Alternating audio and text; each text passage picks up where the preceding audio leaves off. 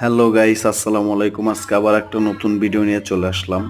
আজকে হচ্ছে আমরা মুভি দেখতে যাব, তাণ্ডব মুভি। আমি আর আমার বউ প্ল্যান করছি, বাট টিকিটটাও নিজেই কাটছে।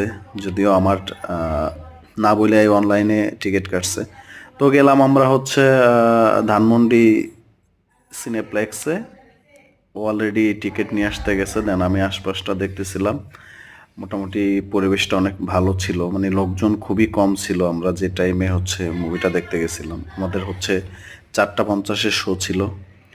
এর মধ্যে হচ্ছে তাণ্ডবের পিকচারটা নেওয়ার ট্রাই করলাম, কভার ফটোটা, বাট লাইটিংয়ের কারণে একটু প্রবলেম হইতেছিল। দেন আশেপাশে হচ্ছে টিকিট পেলাম, টিকিটের সাথে হচ্ছে পিজার একটা কুপন পেলাম, বাট জানি না ওইটা আদৌ ইউজ করবো কিনা। এই যে আমাদের টিকিট।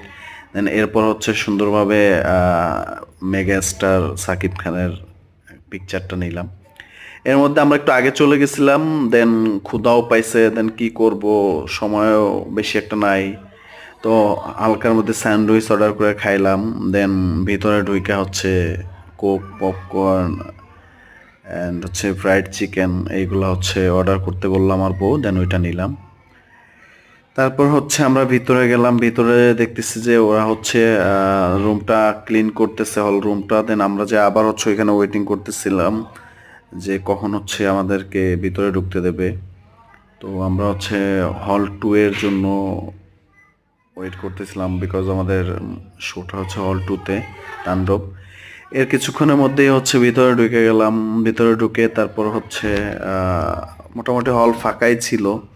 মানে আমরা প্রথমেই ঢুকছি, দেন মুভি স্টার্ট হয়ে গেল। প্রথমেই হচ্ছে এই লোক, তারপর ও মাই গড, মানে অন্যরকম একটা দৃশ্য দেখা খুবই ভালো লাগে। এর মধ্যেই বস চলে এসেছে, আমাদের mega star Shakib Khan. হটের look man, মানে আসলে মুভিটা এত সুন্দর হয়েছে।